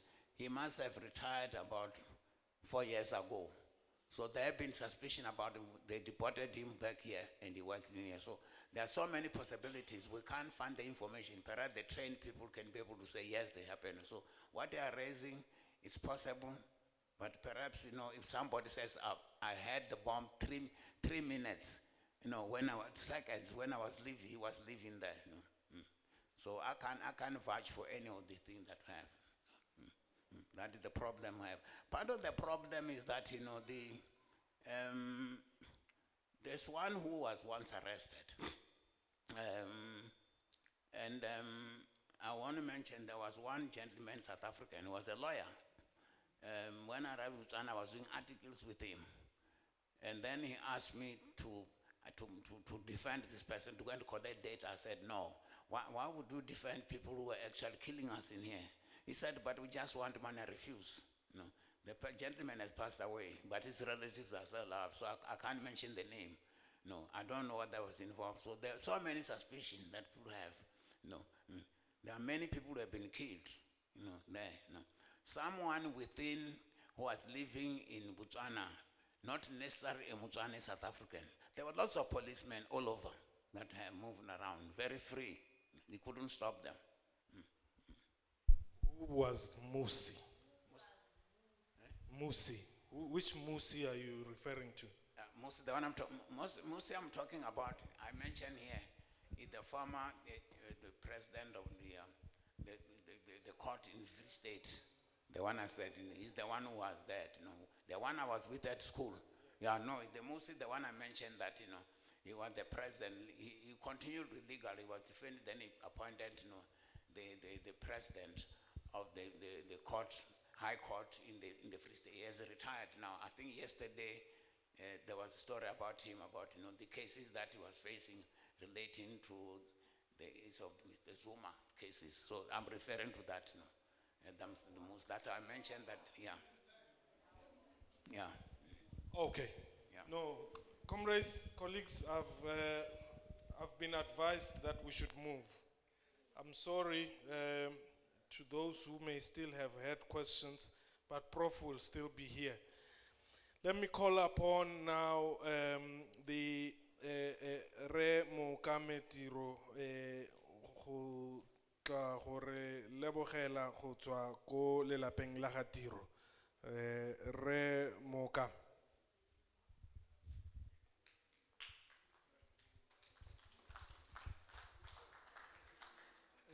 Dumelang bagaetsho. Ntate Rawe, o rile ke go bitsa moradisi. Moradisi ke a leboga. Gore ke re le molaetsa ke ra motsotsonyana wa gore ke leboga. It is better sometimes to say something when you are not prepared, because my preparation has been taken over. The staff members of this institution, we thank you very much. I won't mention names, starting from the CEO to the one who might think is not worth. We thank you for you giving us this opportunity to visit and come and listen to this lecture. Prof, I acknowledge your presence. Anyway, you enjoyed, but I'll come back to you. My leadership, old and new, tell us this is one of you. Let me make a correction, a bit of a correction. Onkgopotse was born in 1945, not in 1947. Yeah, he was born in 1945. He was actually 20, gunning for 29 when he was assassinated 50 years ago on this day. The Tiro family, some of you were not in including the foundation. Please, be seen.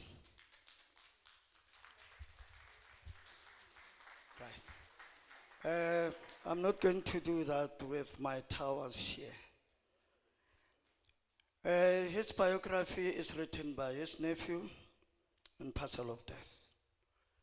Now, before I respond to the issue of appreciating Prof here, I'll start by mentioning some of the things. Onkgopotse is seen by organizations, writers, and individuals as somebody in different ways.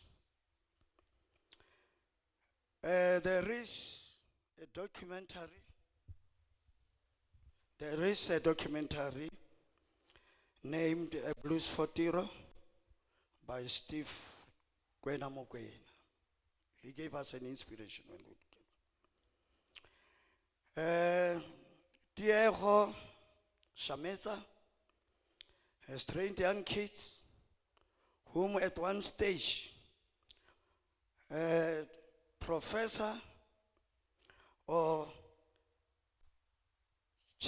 paramount chief of Ghana said, I could not hear what they said, but the way they act makes one to shed a tear, depicting how Onkgopotse was killed.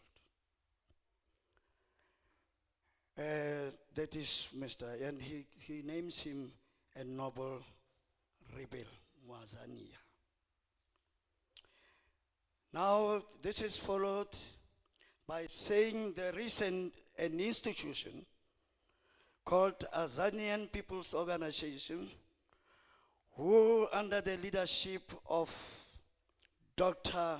Musibudi Mangena, and by that time, He teamed up with Mr. Nevelo Forte to make sure that the remains of Onkgopotse comes home.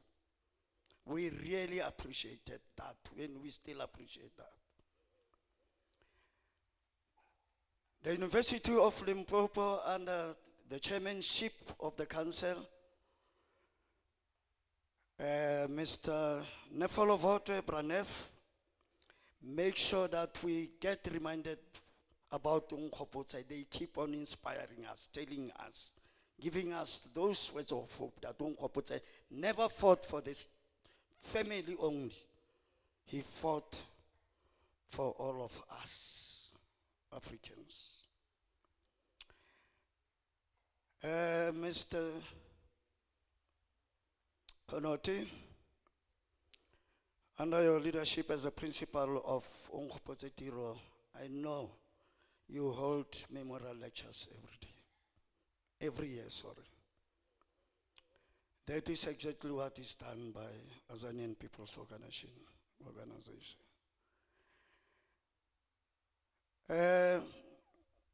Kita moya. I was going to make a request. Fortunately, this has been answered. And I was saying, next to where we were, I saw where it is written the Craddock 4. They've opened an inquest. I was going to suggest that you help us open an inquest in the assassination of Onkgopotse. The inquest could maybe help us get the truth, because truth and reconciliation never gave us any clue. My mother passed on not knowing who actually killed Onkgopotse.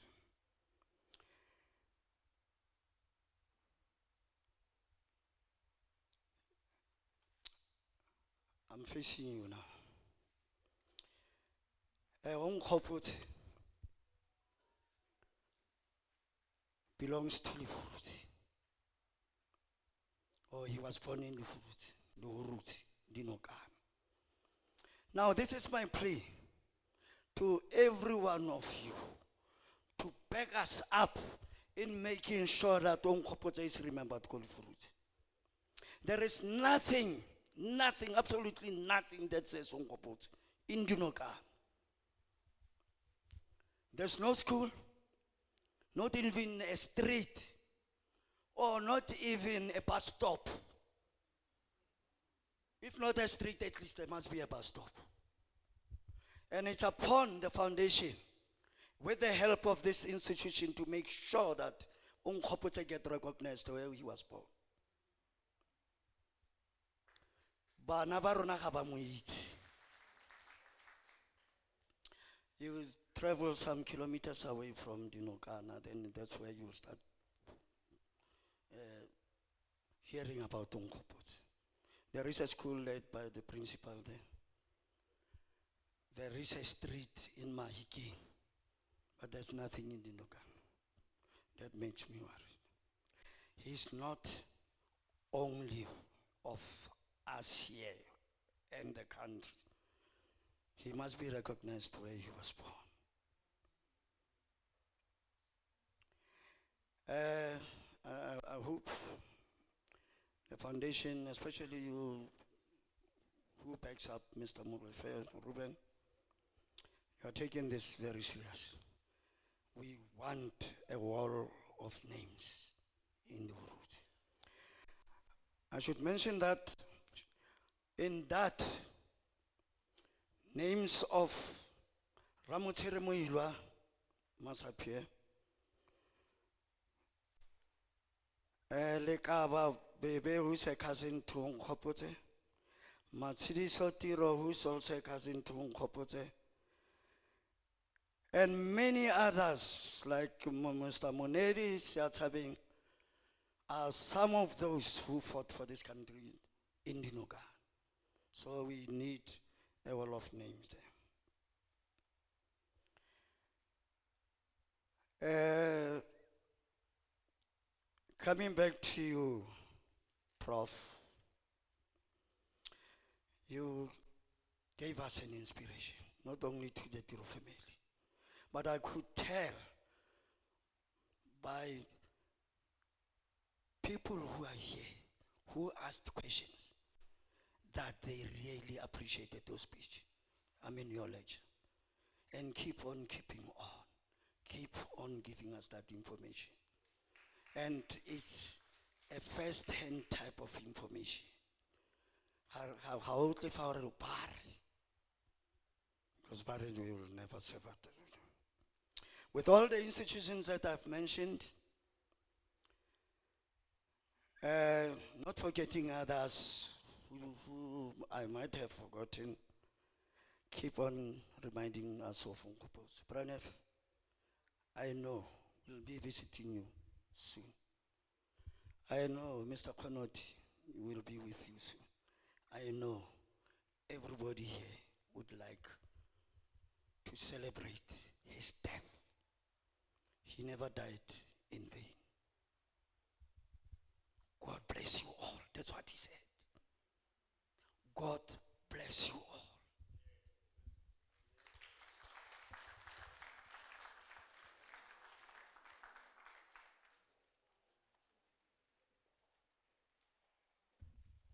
Moradisi wa go leboga rra.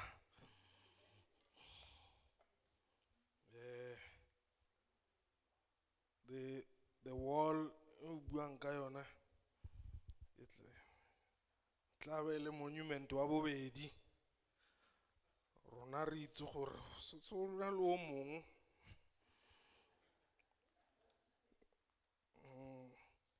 The name was a bit controversial because it was called, this is the site of capture of JZ. And we said, hey, that's very controversial. And others said, no, the capture happened in Dubai. The others in Durban. But yeah, it's very important that Tiro is remembered good in Okana. Let me call upon ko magaeng ne ke tla re moemedi wa diphiri. A vote of thanks from my deputy chairperson here at Freedom Park, Mpho Rambia. Please let's give a round of applause.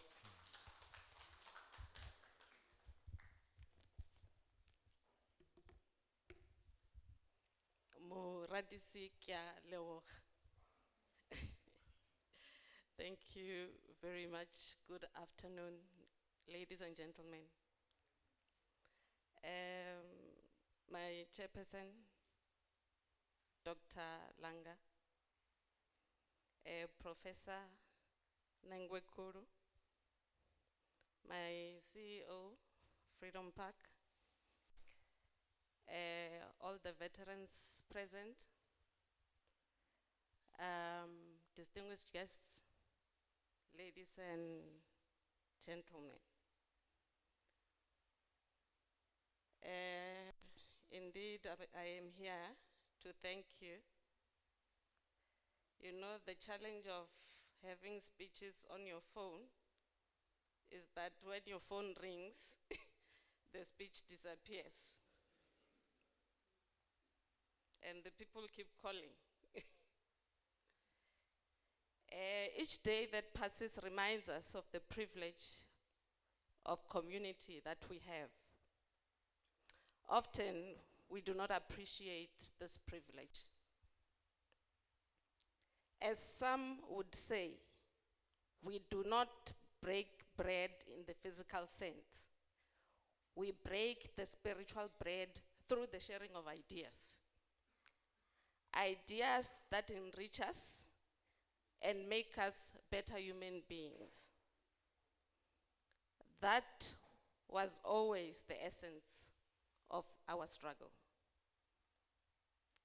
As the eminent African American scholar Cornel West likes saying, the most important contribution of the liberation struggle all over the world is to remind human beings of humanity. Today we heard about the striving for the humanity by Onkgopotse Tiro and his contemporaries, a duty that still falls on our shoulders to carry on with the journey of rehumanizing ourselves. On behalf of the Council of Freedom Park, I would like to take this opportunity to thank you for taking your time off and prioritizing this collective act of remembrance. The sharing of bread, indeed. Baliloko la ga Tiro, ke le leboga go menagane.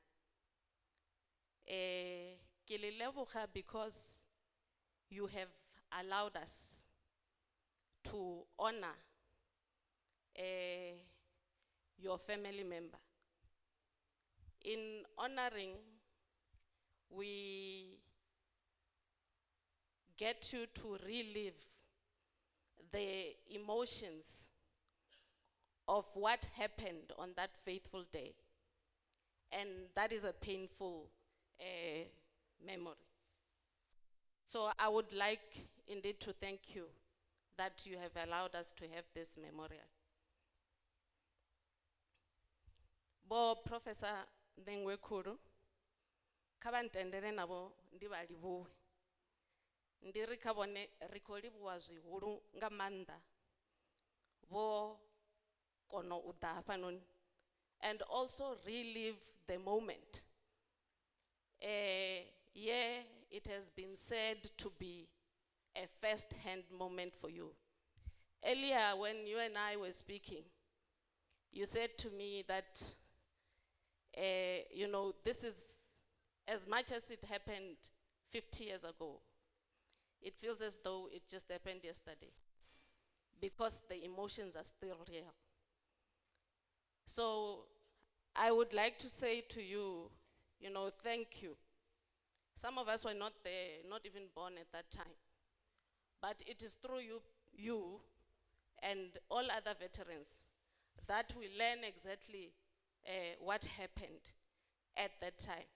Not only to Onkgopotse, but to all the people that fought for the freedom that we now sit and enjoy as South Africans. If our forebearers had not fought, we would not be standing here today. I, as Mporambia, would not be standing here. I, as Mporambia, would not have been able to attend a private school. I, as Mporambia, would not have been able to go to Pretoria University and attain whatever degree that I have attained. You know, it is through the people that fought that we stand here. As I'm not youth anymore, but as the younger generation of South Africa. And we thank you, Professor.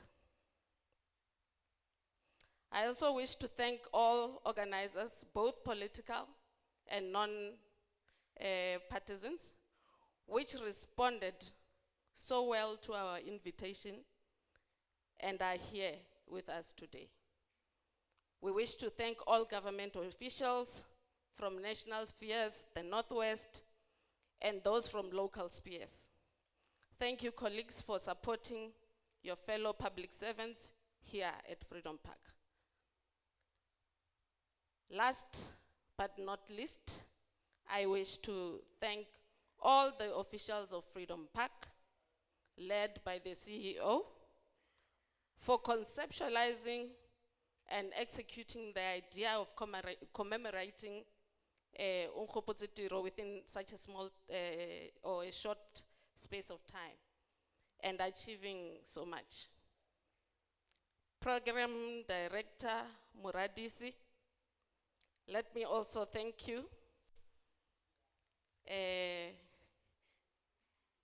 And say, or I cannot the announcements, it's at the peer. Since no one is going to thank me, let me also thank the thanker for thanking everybody. Ndolibo. No, Deputy Chair, thank you, and indeed we thank you. You emphasized on the point, ya go leboga the family ya ga Tiro. It's very important. You may think it's a non-issue. We live in days where families and foundations are releasing statements that one must never come next to our person. So when you have allowed us to honor Tiro in this manner, it's not something that we take light. So otherwise we would have been in WhatsApp groups, people saying, they said they must not honor Tiro. So we are okay, we are safe, we are good with the family. Ladies and gentlemen, we are dismissed. The family and then I think there's going to be some refreshments outside for all of us outside here. Thank you very much. The house is adjourned.